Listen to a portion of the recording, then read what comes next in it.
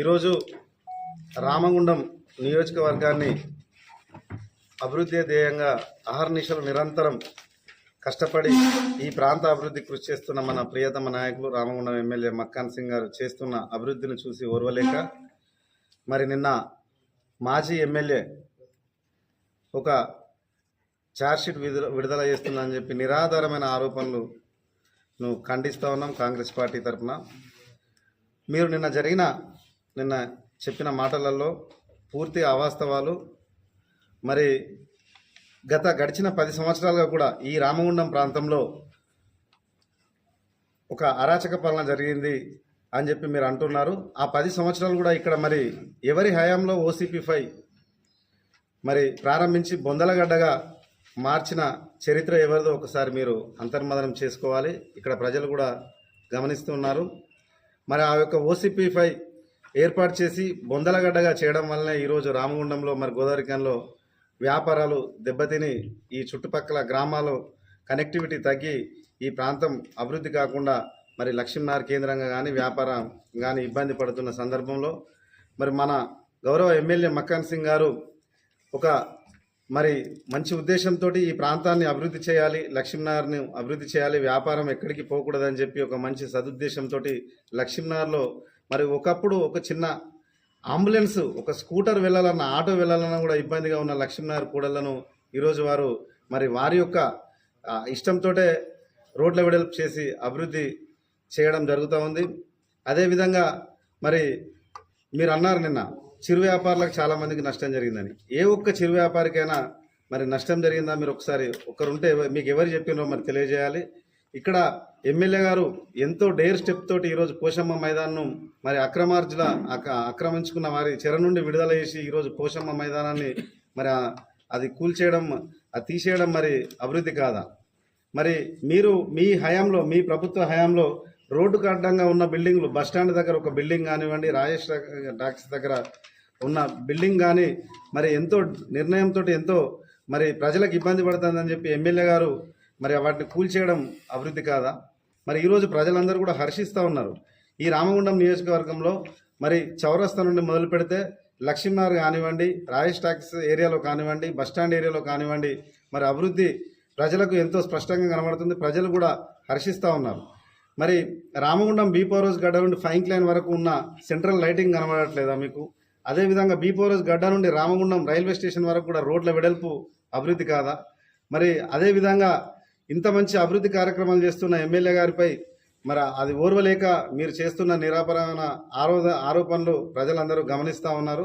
అదేవిధంగా మరి మీ హయాంలో ఈ ప్రాంతం అభివృద్ధికి నోచుకోకుండా సింగరేణి CSR నిధులు కానివ్వండి, NTPC CSR నిధులు కానీ సిరిసిల్ల, సిద్దిపేట, గజ్వేల్కి పోయినప్పుడు మరి మీకు ప్రశ్నించే మరి మీకు అడిగే అది చేతగాని మీరు ఈరోజు ఎమ్మెల్యే గారు ఈ యొక్క ఎన్నో సంస్థల నుండి సింగరేణి సంస్థ ద్వారా కానీ RFCL నుండి కానీ ఎన్నో వేల కోట్ల అభివృద్ధి నిధులు తీసుకొచ్చి ఈ ప్రాంతాన్ని అభివృద్ధి చేస్తుండడం మరి మీకు ఓర్వలేక ఇలాంటి ఆరోపణలు చేయడం అది తగదు.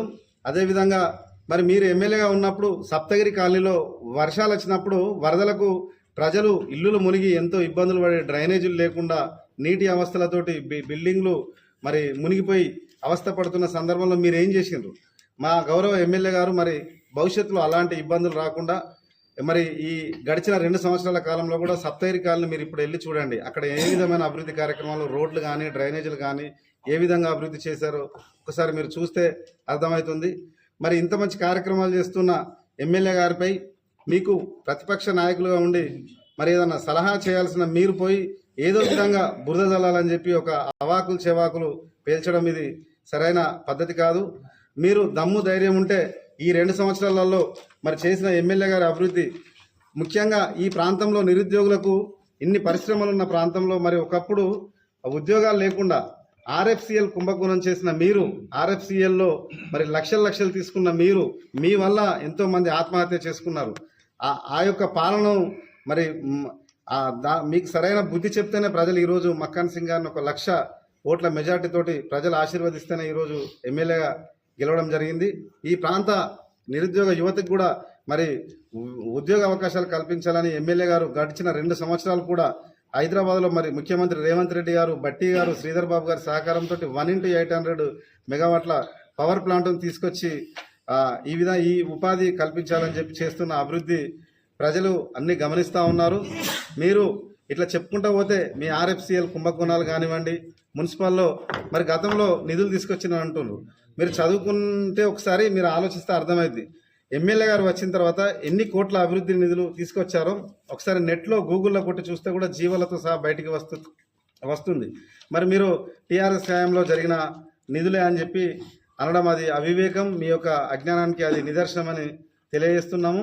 గౌరవ ఎమ్మెల్యే గారు మరి విద్యా హబ్గా మార్చాలని చెప్పి ఒక ఏటీసీని మరి స్కిల్ సెంటర్లను ఈ విధంగా మరి 1x800 మేడిపల్లిలో హైడల్ ప్రాజెక్టు అనేక విధాలుగా కూడా అభివృద్ధి కార్యక్రమాలు చేస్తూ నిన్న కూడా మరి ఈ యొక్క జూనియర్ కాలేజ్ గ్రౌండ్లో ఒక ఇంటిగ్రేటెడ్ మోడల్గా ఒక కార్పొరేట్ లెవెల్లో ఆ యొక్క ప్రభుత్వ కాలేజీలో 8th క్లాస్ నుండి 12th క్లాస్ వరకు ఒక మోడల్గా మరి అది ఇంగ్లీష్ మీడియంలో తీసుకురావాలని చెప్పి ఎమ్మెల్యే గారు కూడా ఒక 50 కోట్ల నిధులతో అది కూడా నిన్న వాళ్ళని డిపిఆర్ను చేపించి ఆ యొక్క పనులు కూడా పరిశీలించడం జరిగింది.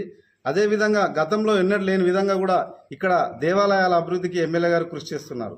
గడిచిన 2 సంవత్సరాల కాలంలో ఈరోజు సమ్మక్క జాతర ఎంత గ్రాండ్గా చేస్తున్నారు ఒక్కసారి మీ ప్రతిపక్ష నాయకులు ఎవరైతే ఇట్లా మాట్లాడుతున్నారో అందరూ వెళ్ళి ఒకసారి అక్కడ సమ్మక్క గద్దెలు చూస్తే అర్థమవుతుంది. అదేవిధంగా ముస్లింల అభివృద్ధికి కానివ్వండి, రామాలయంలో మరి శ్రీరామనవమి కానివ్వండి, చౌరస్తాలో వినాయక నిమజ్జనం ఏర్పాట్లు కానివ్వండి, ఇలా చెప్పుకుంటూ పోతే ప్రతి పండుగ ప్రతి కుల మతాలకు అతీతంగా కూడా అన్ని వర్గాల ప్రజలకు ఎమ్మెల్యే గారు అనేక సంక్షేమ కార్యక్రమాలు అందిస్తూ ఉన్నారు. మరి ఇంత మంచి కార్యక్రమాలు చేస్తున్న ఎమ్మెల్యే గారి అభివృద్ధిని చూసి ఓర్వలేక ఇంకొకసారి ప్రతిపక్ష నాయకులు ఎవరైతే మీ టీఆర్ఎస్లో 3 గ్రూపులు ఉన్నాయో మీరు ముగ్గురు మళ్ళీ ఆరోపణలు చేస్తే ప్రజలే మీకు తగిన బుద్ధి చెప్తారని చెప్పి కాంగ్రెస్ పార్టీ తరఫున హెచ్చరిస్తా ఉన్నాం.